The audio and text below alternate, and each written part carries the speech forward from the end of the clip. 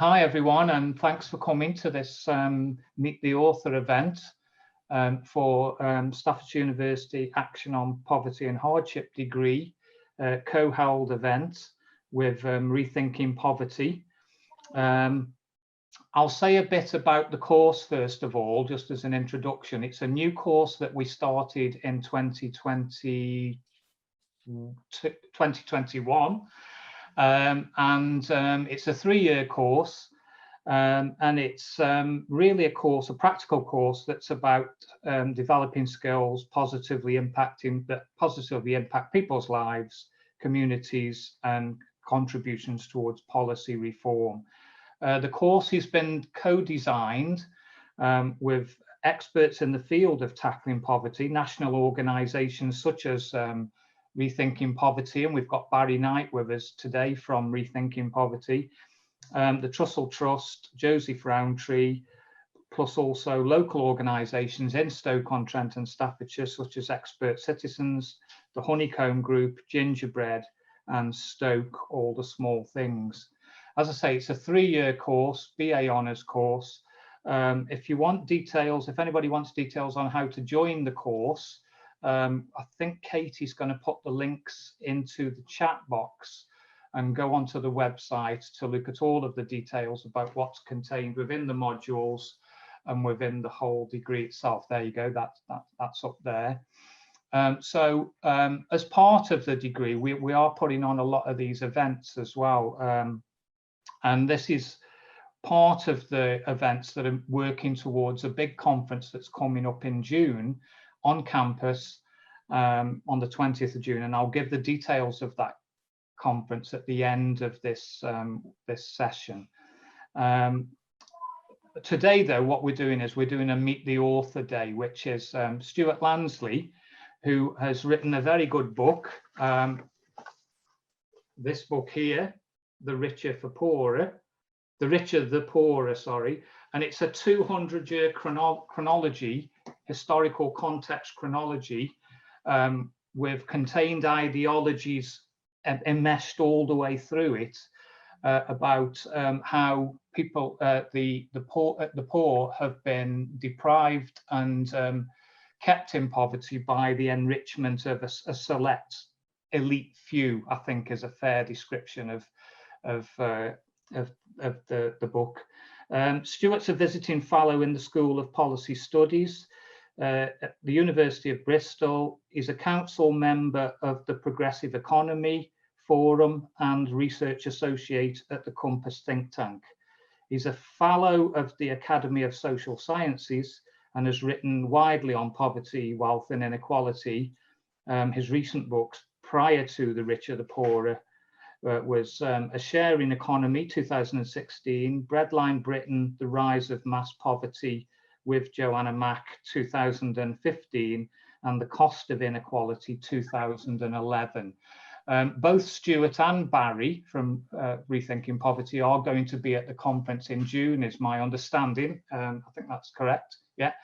At this stage, I'm going to hand over to Barry. Barry was the person who personally introduced me to Stuart's book, which I think came out early in the year, probably, was it January, February this year, possibly. And it was Barry who introduced me to the book. I've been so impressed with the book that it's now a key text within the modules itself. For historical context, I haven't read many books that are better than this one.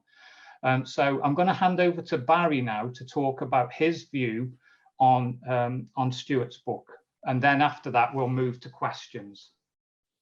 Thank you, Martin. I agree with you wholeheartedly. This is a fabulous history, and as somebody who's really interested in history, it taught me a lot. I knew some of it, but I didn't know all of it, and it's really deserves its place as a long-lasting read. And it's in the tradition of actually the people who have written very impressively about poverty and inequality. Peter Townsend, David Donaldson, Tony Atkinson, John Veit Wilson and John Hills are all in the dedication of the book. And Stuart himself follows in that tradition. He is one of the greats as well. I mean, he's been at this a long time, and I've been following his writing with a great deal of interest. He's one of the few economists, in my view, that really gets it. And this book is a companion to Ruth Lister's recent book, which I think is simply called Poverty. And what's good about an academic book is that it actually reads like a novel. The first time I read it, I actually hadn't got it. I had to read it online, but it wasn't hard. I love books and I love them in my hands, but it's easy to read. And what it shows is we cannot understand the present without looking at the past, because the weight of history is behind us here. And it shows that despite the settlement following the Second World War, the implementation of the Beveridge Plan, which led to Les 30 Glorieuses, the 30 glorious years where actually inequality reduced. And as Stuart says in the book, the optimum period for equality was actually in the 70s. But it also, shows how it unraveled and how we really have traveled in the wrong direction, so that now we have the absurdity while billionaires are playing in space, people are queuing around the block for food banks, and that's not right. And actually the book, I think, came out in December last year, and the following day in The Guardian, Adisha Chakraborty wrote a very good piece in which he talked about how inequality has fallen off the agenda, the political agenda, and why that had happened. And instead of inequality, we talk about euphemisms like leveling up. And the article says, well, actually, Keir Starmer is not much interested in inequality either. So I think that this is a brave book, an important book, and one that really I shall take with me. I've written 2 or 3 articles since the thing was published. Each of them actually refers to this book, and I hope it becomes the standard textbook. And I'm delighted that your university has actually taken this on. And I think we should try to get more universities to take this seriously, because it does a lot of work for people that Stuart has done, and you can all gain from this. So well done, Stuart. Yeah, I would absolutely agree with that, Barry, as well. I mean, I think the sort of the need to go back over 200 years, but as you say, the period post 1945 up to about mid-70s, I would pin it to that Jim Callahan speech at the conference in October, I think it was, of 1976, where the world changed effectively and the social democracy and John Maynard Keynes was thrown away at that point, and we moved into the neoliberal period, etc. So I think what we're going to do now then is have some questions from the panel. So the first question for Stuart is from Laura. Hi. Hello. What was your initial motive behind writing the book? Okay, well, that's a question I often ask myself. Well, first of all, can I just thank you for organising this event and your very kind remarks about the book. I'm really flattered by them. I think that what I was trying to do in this book was look at this question of the relationship between poverty on the one hand and inequality and wealth accumulation at the top on the other. The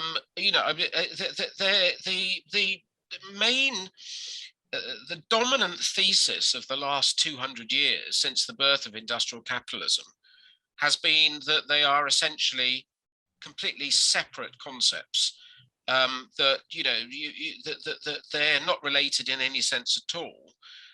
And indeed, for the last 40 years, the main economic theory about poverty and inequality is that higher levels of inequality actually lead to lower levels of poverty. In other words, kind of the opposite of what you would think. You know, the classic example of the application of this policy was New Labour. New Labour, you know, is generally set out to cut poverty while ignoring what was happening at the top. They basically said we want to leave the economy fairly intact, and you know, we're quite happy for people to get richer and richer, and we can raise the floor without worrying about what happened at the top. Well, they were successful for a few years, but because they didn't tackle the roots of the causes of poverty through the process of wealth accumulation at the top, the policy was completely unsustainable. So what I've really tried to do in this book is to argue against the orthodox case, which is that you can, you know, you can, you know, reduce poverty without worrying about what the rich are up to. So what I've done in the history, I've tried to show side by side the impact of decisions, business decisions, government policy being taken, and their impact upon poverty levels. So this book is, I guess, essentially an attempt to correct the orthodoxy and say you cannot reduce poverty in modern societies without simultaneously doing something about the top and something about excessive levels of inequality. Okay, I think that's very true. Yes. I think we've got, is Fallon there? Fallon, have you got a question? Oh, yes, I do have a question. I think the first one for me is, if policies have changed, why do you think there are so many people in poverty? So I'll just repeat that because it just broke up a bit. So you're saying if policy has changed, why do you think there so many people are still in poverty? Well, thank you, Fallon. I mean, that is a sort of conundrum, isn't it? Why in a modern industrial, powerful society, one of the richest countries in the world, do we still have such high levels of poverty?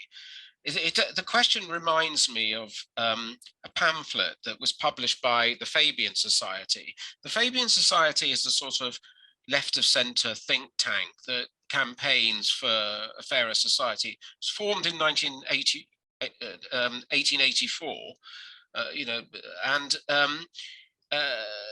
its first pamphlet was called "Why Are the Many Poor?" You know, this is a title that, you know, was not only totally relevant to the end of the night, to the Victorian age, it's totally relevant today.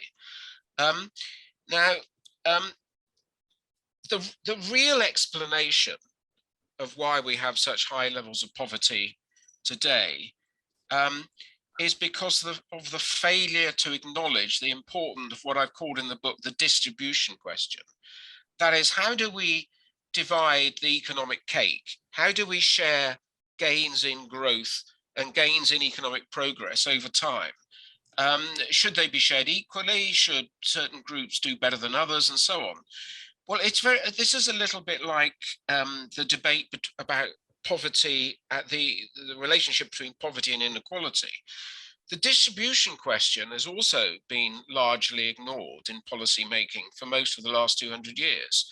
Indeed, economic thinking has always said that, you know, we don't really care about the distribution question. The important thing is not to worry about, you know, mechanisms of sharing, but just let the economy alone, and then everybody will grow and everybody will do well. That has been the sort of fundamental theory. Well, I think what I try to show in the book is this is simply not true. What's actually happened is that in the 19th century and right up to the beginning of the Second World War, the distribution question worked very much in favor of a small group of business leaders, of financiers, and they were able to secure a very, very high share of the wealth of the economy. And this was the fundamental cause of poverty at the bottom, because there simply wasn't enough left for essentially the poorest third in society, to maintain a contemporary living standard. And we've had 3 periods that have affected the way the distribution question works. There was the Victorian era, in which it worked very much in favor of a plutonomy of the richest members of society. After the Second World War, which became a period of, as Martin mentioned, a sort of period of peak equality and a low point for poverty, the distribution question was integrated into both economic thinking and into government strategy. Policies were initiated designed to ensure that the floor was raised and the ceiling was lowered, so society became more equal. Those at the bottom got a higher share of the cake, and poverty levels fell. And now, since that period, since the era of social democracy and egalitarianism, we've had a counter-revolution against egalitarianism starting in the early 1980s. And what's happened is that over the last 40 years, poverty rates have doubled, more than doubled for children. They were about 12% in the 1970s. They're now 31%. That's more than doubled. And the reason for that is essentially twofold. The first is that there have been very significant economic changes in the last 40 years. We've had deindustrialization, the loss of many of our big industries. We've had the privatization of resources. And what these have done is to increase the risk of poverty. The risk of poverty is increased because there's been pressure on wages, on working conditions, and on job opportunities and life chances at the bottom. But simultaneously, the government has weakened the system of social protection. So indeed, over the last 40 years, the benefit system has been greatly weakened, universalism has been greatly weakened, and the benefit system has become much, much more punitive.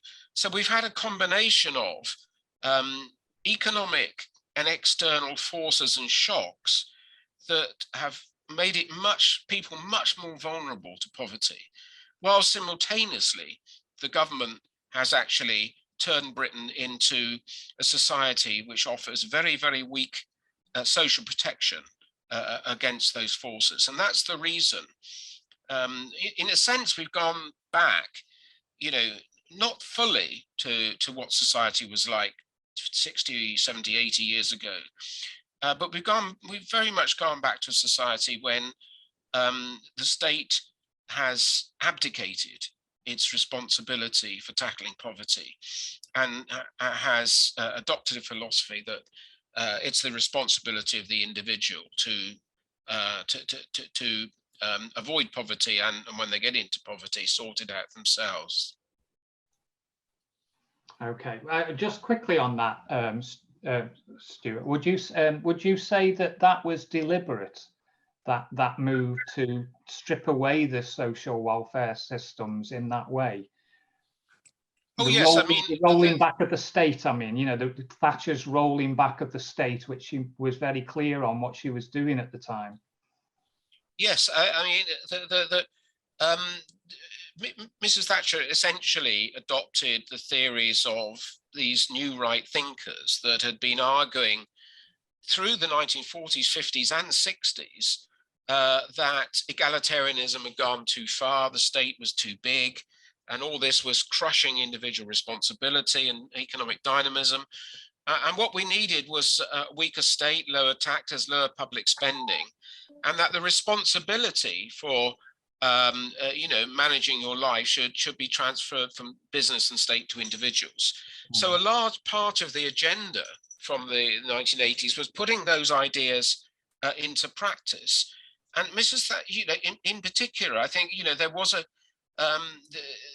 the political philosophy within the cabinet was very much that the state was propping up society to too great an extent, and this was squeezing out incentives and motives for people, and it was squeezing dynamism. Now, we've had in essence a 40-year experiment in running the economy at higher levels of inequality and higher levels of individual responsibility. So we have 40 years of evidence about the impact of these policies, and the evidence is absolutely clear that it's increased risk, increased poverty, but it hasn't delivered the economic payoff which we were told it would deliver. You know, that make reducing the state, giving more responsibility to people would increase incentives, would increase growth, increase productivity, create a much more dynamic economy from which everybody would better. But now the evidence is absolutely clear.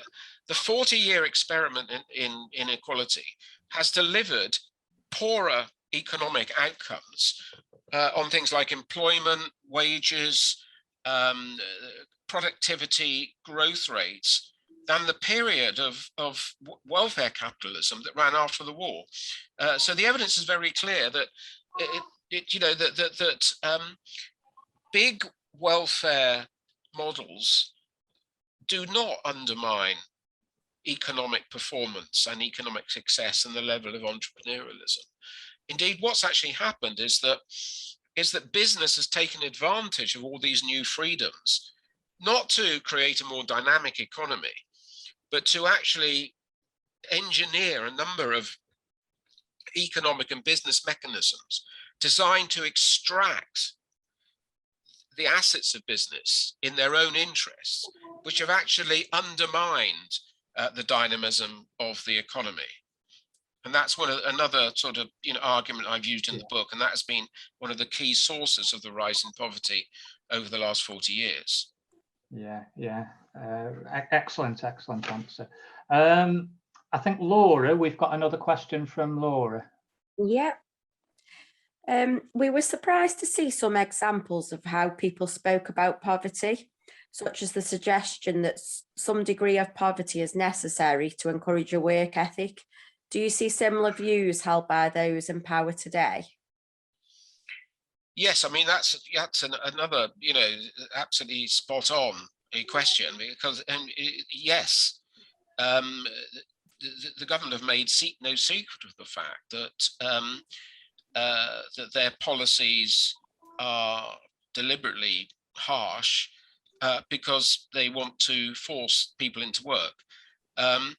Now, it's very interesting that I think that the social policy agenda of the last 30 or 40 years has moved back, or the philosophy of the social policy agenda has moved back to the philosophy in some ways of the 19th century and the Victorian Poor Law. Now, the Victorian philosophy of poverty was that poverty was self-inflicted, it was up to the poor to make their own provision, and the state response was extremely minimal. And what response they did have to help people who were destitute was a system of workhouses in which the conditions were appalling. And this was a deliberate policy to try and force people to get work. And this was very much because the Industrial Revolution depended on a compliant and compliant workforce in order to the industrialization of Britain required a huge labor force to operate the new factories and so on. So the anti-poverty policy at the time was very much geared to forcing people into work. And what happened after the war is that that philosophy was greatly softened. And we moved away from the idea that poverty is self-inflicted, that that poverty is about subsistence and not about, you know, being able to participate in society. And it recognized that poverty was the product of structural forces, high levels of unemployment, low wages, difficulty of getting work, and so on, that were no fault of people themselves. So we had a very different set of policies and philosophy principles that ran essentially the social policy, post-war social policy. The fundamental principles that were contained in the Beveridge report and implemented by the 1945 Labour government were, firstly, that people were entitled to a minimum living standard as of right. By being members of society, they had certain key social rights. And secondly, that it was the role of the state to ensure that everybody was able to obtain those rights. And the policies that were implemented to do so were essentially universal. In other words, they were available to everybody. And this was a completely different set of philosophies that guided the policy, the social policy changes of the post-war era. Now, what's happened in the last 30 years is that those policies have gradually been eroded and weakened, and we've returned to the philosophy of the Victorian era. I mean, not totally, but quite significantly. So the process of entitlement has been whittled down. The values of benefits have fallen. The benefit system comes with very, very punitive conditions. And if you don't comply with those conditions, then there are very, very fierce sanctions imposed on people receiving benefits. I mean, in the 5 years of up to 2020, after these sanctions were introduced, 5 million people in Britain were given sanctions by the Department of Work and Pensions, which meant that their benefit was withdrawn entirely. And this is one of the principal reasons for the huge hike in food banks after 2010. And it's interesting that these sanctions were removed during the lockdowns of for the pandemic, because they accepted that it was very difficult for people to comply with these conditions. They were then reinstated at the beginning of this year.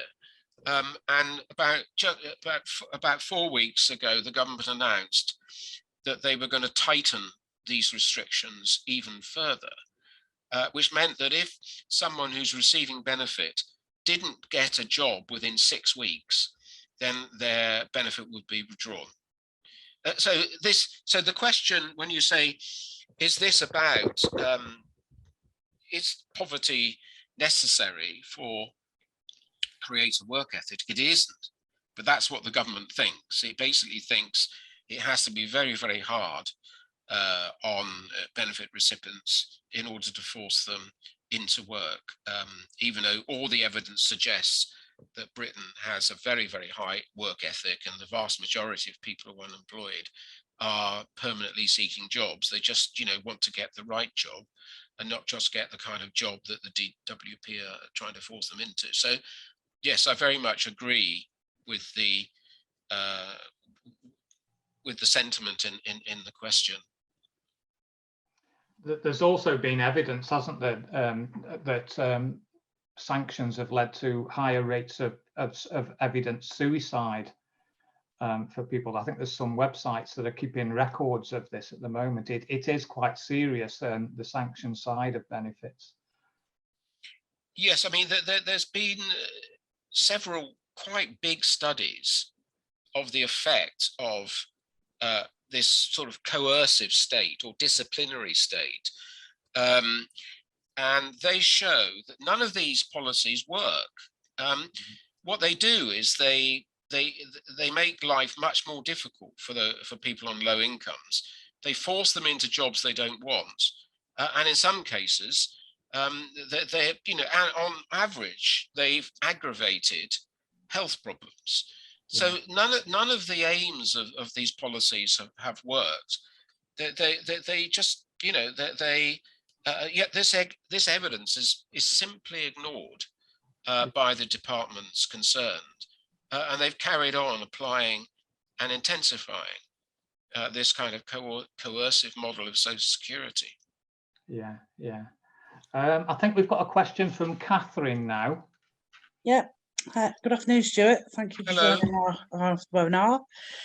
Yeah, this question I've got is, if you agree that the induction of the national insurance contribution and the social security system was a good thing, do you still feel that the national insurance is an adequate way of funding social services like NHS, social care, welfare? And do you agree with the recent increases in national insurance? Okay, well, that's another juicy question. Look, I think that the post-war national insurance system was absolutely right for the times. It universalized social security. It was very popular amongst the public. The public, you know, very much signed up for the idea that you pay in to a national insurance system, and when you need it, you get something out. And this is governments have been very reluctant to mess about with the national insurance system because it has so much sort of, you know, political acceptance. But the reality is that we've never had the national insurance system is built on a bit of a myth, which is that there's a fund into which we all pay, and that fund is used to pay out insurance benefits. We've never had, the fund has never been big enough. So most of the cost of pension payouts and unemployment benefit and sick benefit, etc., has been financed, not most of it, but a significant proportion has been financed by general taxation. The other problem with the national insurance system is that national insurance payments, contributions are regressive. You know, they are much less of a burden on the better off than they are on low-income families. And that has been one of the reasons why it's been very difficult to raise benefit levels, because to raise benefit levels would require increasing the burden of national insurance payments on the low paid. I think today, and also there have been several other changes that have undermined the system of national insurance, the most important of which, the two most important of which have been the switch to means testing. So we've moved away from universalism, and such a large proportion of our system of social support is now means tested. It's not based upon entitlement, it's not based on national insurance, and it's not based on universalism.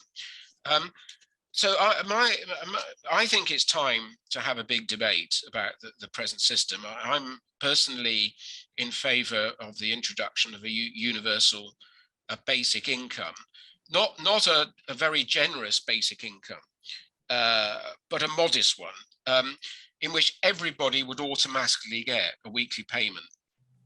They respect, you know, unconditionally, not conditional on behavior, not conditional on whether they paid in or not. And the work that I've been doing with other people shows that this would be affordable, highly progressive, and would make big cuts in the level of poverty. So I think there is time for a debate about the national insurance principle and whether it's sustainable. On the question of whether the government was right to increase national insurance in order to pay for social care, no, I don't. I think that it was the wrong way. We certainly need more public money for social care. The social care system is in extreme crisis at the moment. But this is the wrong way to fund it, because it's going to be paid mainly amongst the low-income families in work, and will do nothing to tackle the fundamental problem with social care. The fundamental problem with our social care system is that it is run by big business. It used to be run by local authorities and charities, but now it's run by about sort of 10 very, very large international companies who, most of them owned by private equity consortiums. Private equity consortiums are ones that don't have shares, so it's all very secretive. And we know that these companies demand very high rates of return, much higher rates of return. And so what's effectively been happening is a large part of the social care budget has been used to finance higher rates of return to private equity directors. This is a direct form of what I've called leveling up at the top by leveling down at the bottom. Essentially, you know, a lot of public money has been used to finance, you know, even bigger fortunes at the top at the expense of the quality of social care. So I think we need two reforms for social care. The first is we need to completely reform the way the system is run and the way it's been privatized. The second is, I don't think social care should be funded out of income. They should be funded out of accumulated wealth. Now, the level of private wealth in Britain is nearly 16 trillion pounds. Difficult to understand, you know, that such a huge sum, but that's 7 times the output of the economy. And yet it's hardly taxed. Wealth in Britain is taxed on average by about 2 to 3%. Income is taxed at over 30%. So we're taxing the thing that people earn and work for, but we're not taxing this wealth pile, a significant proportion of which is unearned and has been driven by rising asset prices and extremely dodgy business practices. So I think it would be right to have a progressive wealth tax to fund social care so that those can most afford it pay in, and those who least afford it don't have to. So I do think we need a fundamental relook at the whole system of social care. And the government policies, you know, are not going to do that, quite apart from the fact that the money raised through the national insurance hike will be totally inadequate to meet the gap that we have in social care. Wow, thank you very much. That's just blown my mind. Sorry. it's like, wow, I was like, seriously? Well, thank you very much for that. That was great. Thank you. Okay, I'm conscious we've got one question more from the panel, and then I think we're going to go to audience questions. So the final question from the panel is from Fallon. Is Fallon there? Hello. I my question, Catherine, this meeting, so she's just asked it, and I took Right. so that's okay. Okay, I've got the question written down here, so if I read it out. So the question, Stuart, is there an economic need for poverty? In other words, do we have to have it? No, is the answer, unequivocally. This was very much a kind of view in the 19th century that economic progress depended upon a compliant workforce who were prepared to work for low wages, and therefore that, you know, a degree of poverty was necessary in order to drive progress. I don't believe that was true. There's an element of that in our social security system today, and again, I don't believe it is true.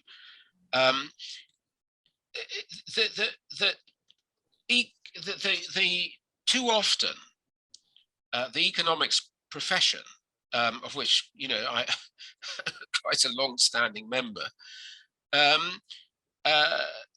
like to believe that economics is a sort of neutral science. It's free of value judgment, and all it does is tell you, if X happens, what will Y happen. So if the government increases taxes or tries to stimulate the economy, or tries to put a tax rate on energy, surplus profits of energy companies, what will the consequences be?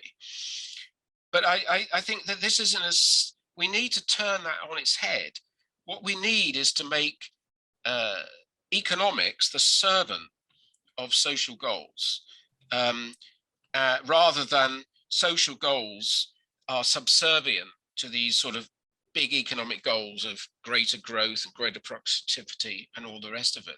Too often, the measures that are used to try and dynamize the economy simultaneously have very negative impacts for the rest of society. I think, let's just take housing as an example.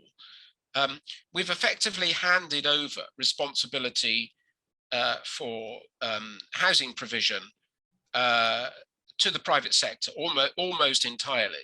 30 or 40 years ago, the state took a much more significant responsibility. They built social housing and they controlled rents so that there was enough housing for everybody at affordable costs. All that's gone. And now what's happened is that housing provision is driven very much by an extremely profitable house building industry. And what that industry, with the compliance of planners and the state, has done has been to build top luxury expensive housing across Britain. I mean, if you live in London, you look at the Thames and parts of central London, the last 30 years have seen these edifices of luxury flats that cost several £1 million right across the Thames, nearly all of which have been left empty because they've been bought up by the international super rich. The same thing's happening in other cities in the centre of Manchester and so on. So what we've done is the profit motive has basically led to the enrichment of the executives of the development industries at the expense of people who have to pay nearly 50% of their, often have to pay very significant proportions of their income to buy rent inadequate housing. That's a classic example of how the goals of economics conflict with social goals. And it's been a disaster, this transfer, because precious resources and precious land across Britain has been used to build for a very narrow group of individuals, most of whom don't live in the houses that they've bought. And it's also led as well to horrific levels of very visible homelessness as well across the whole of the UK now. Every city centre that you go into, if you go back about 40 years, you'd see homeless men on the streets. Now you see homeless women on the streets as well, in large numbers. I mean, that is evidence of a housing policy that has been catastrophic over the last 40 years, I would suggest. Okay, I think we've got, Katie might be able to help me here. I think we've got some questions coming in from on the chat. Yes, we have. So Catherine is going to lead the first one, and Ishbel has a question which will go third. So we'll let Ishbel ask her own question, but Catherine's got 2 questions that have been coming through on the chat for Stuart. Just bear with me, Stuart, please. This is a question. Sorry, this is a question from Stephanie Talbot, who's a participant in the webinar today. She said she would like me to tell you that she thought your book was absolutely amazing, but heartbreaking, and deliberate policy or inequality It's made her sad and angry. She runs a charity that works with local families living in poverty, and the families we support and all the team are truly afraid of how much worse it's going to become due to the impact of the high cost of living, especially the fuel poverty. People simply cannot manage these price increases. We have to get inequality on the political agenda as a matter of urgency. What do you think are the key factors of change that will facilitate this urgent change? That's another important question, which is how we get this further up the political agenda, and how we get our politicians to react. There has been some hope that over the last sort of decade that sort of, you know, the harsh political politics of the last 40 years would soften, partly because of the 2008 financial crash, and then because of the austerity program, which really didn't work, and then now COVID. So there was a lot of, you know, hope that this would lead to a sea change in the way we run society, so that they're fairer, there's more consideration of social goals and so on. So the question is that happening? I think there are some signs of change. I mean, largely because the theories of the doctrines of free markets and the neoliberals have shown to be a complete failure. So I think that, you know, that across the world there is a lot of talk about how we can build a different society and so on. I think that sadly there's a big question mark about whether, you know, whether all this talk about building a better post-COVID society is actually going to happen. I think the COVID has sort of galvanized public opinion, it's galvanized political opinion, that we really do need to reset the model of capitalism that we have, and the model of the governing philosophy that we have. But I'm not sure that it's going to happen. I mean, I think that the fact that the Chancellor in his spring statement raised universal credit by 3.1% when inflation is over 7%, and that this is a deliberate cut in the real living standards of ordinary people, is not really a sign of a political sea change at the top. My hope is that the way to get change at the top is that politicians don't do anything unless the public force them to, or there's some external shock that forces them to. And I think we need an egalitarian social movement. If you look at the social movements of the last sort of 30 or 40 years, the women's movement, the anti-racist movement, the environmental movement have all been incredibly powerful in forcing change, and they have been grassroots movements. They have been built by ordinary people creating pressure on government. We've certainly got individual organizations and think tanks like the Child Poverty Action Group, like the Equality Trust and so on, who are campaigning against government policies and trying to improve policies, but they don't really add up to a movement. There isn't the public demand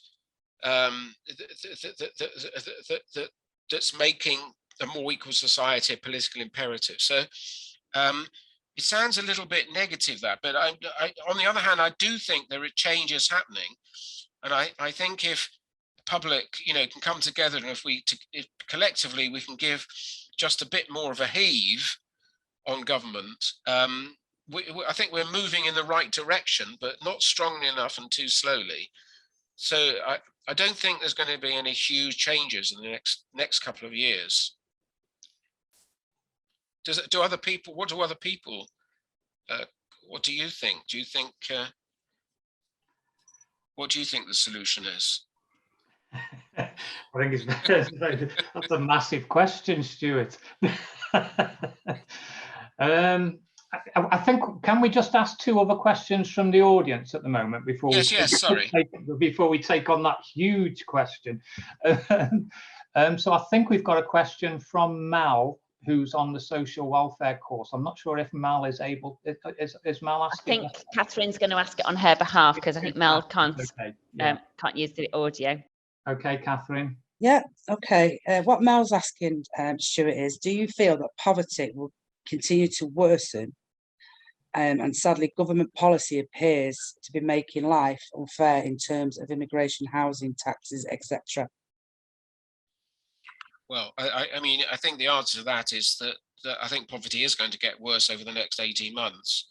I mean, the effect, the child poverty, I mean, the Joseph Rowntree Foundation think tank has estimated that the effect of the spring statement and other tax and benefit changes will be to increase the level of poverty by something like 500,000. You know, we are having, you know, downward pressure on the cost of living crisis, the low levels of benefits, the level of benefits in Britain for an unemployed person is lower in relative terms, relative to wages, than in the 1970s. Britain has the lowest replacement ratio of benefit for the unemployed compared with other European countries. I mean, we just have, our benefit system is mean, it's patchy, it's punitive, and it really does need a huge reform.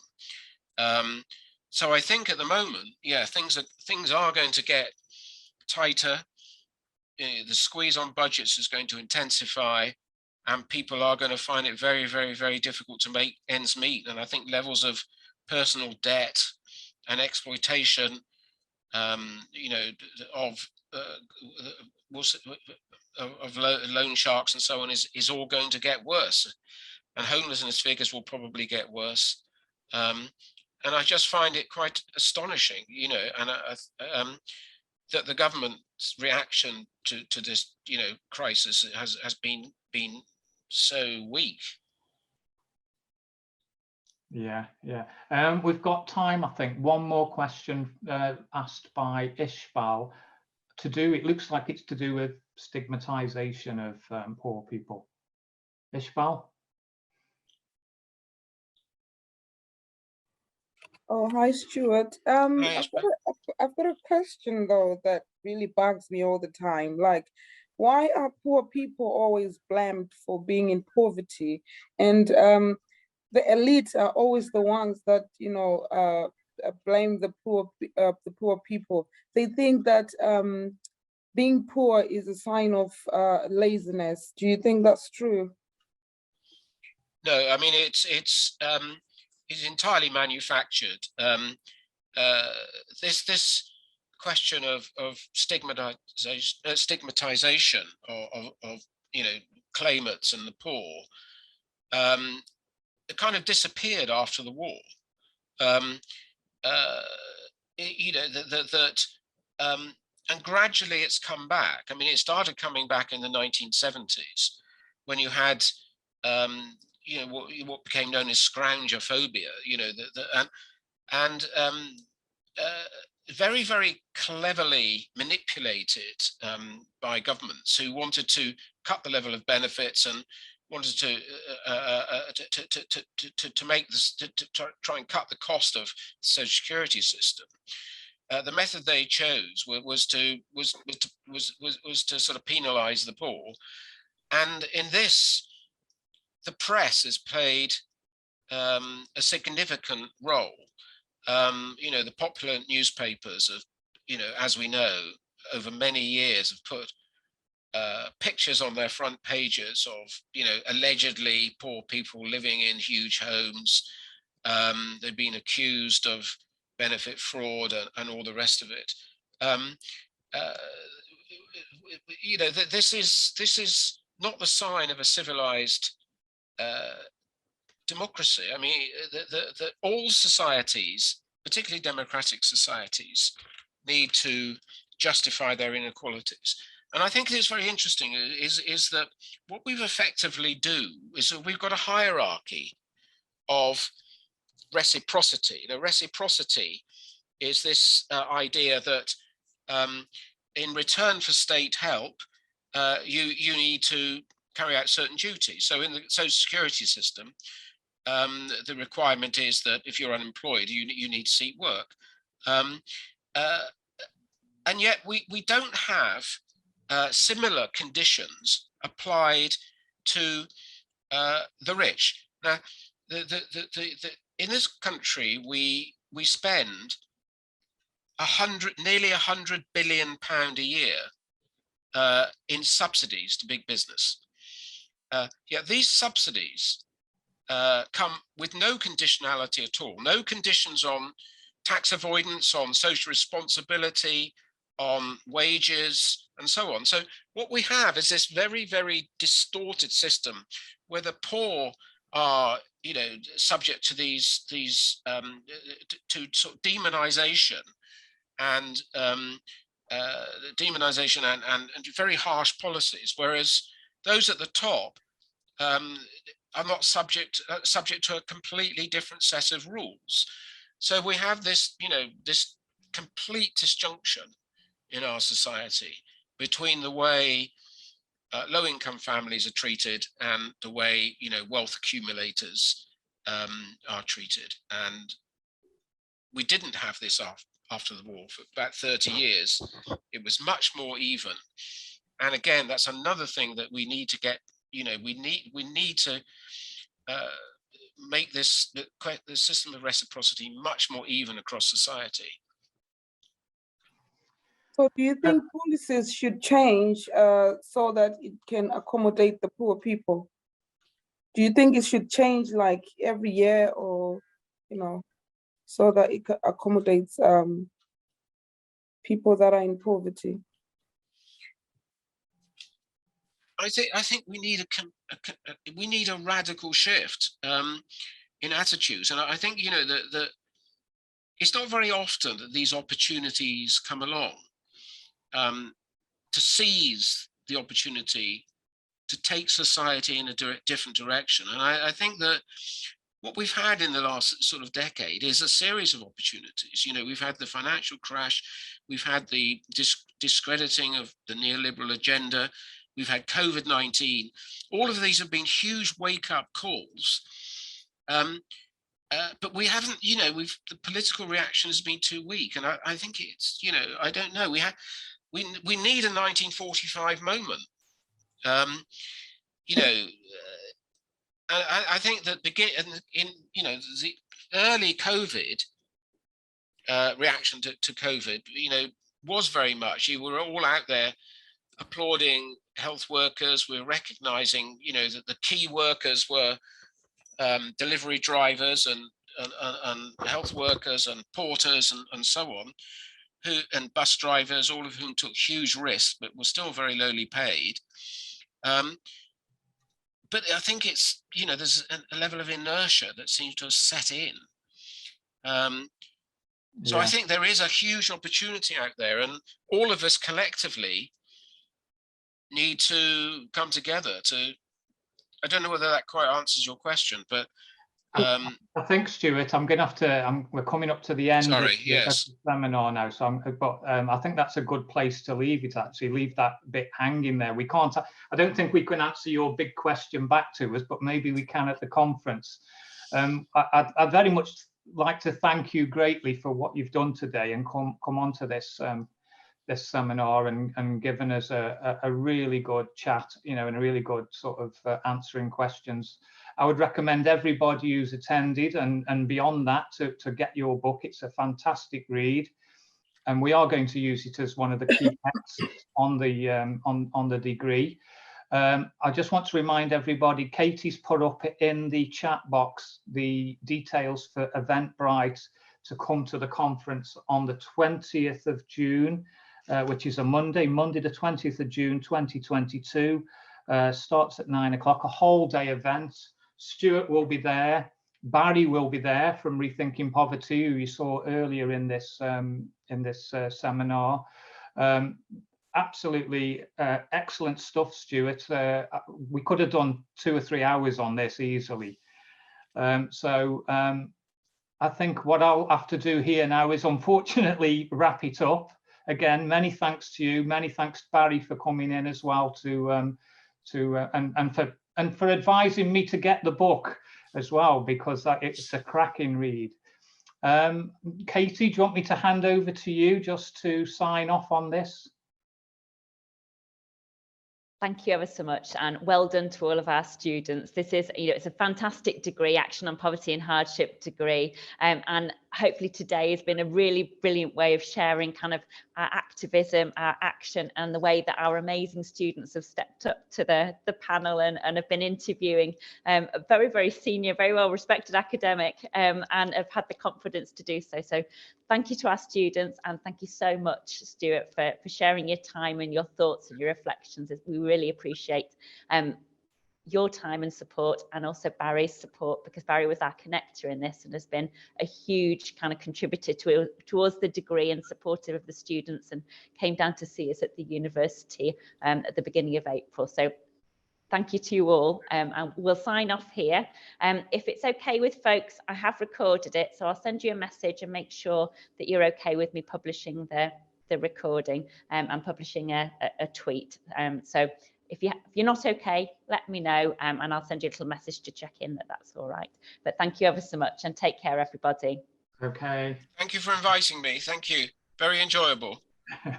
Okay, bye. Bye.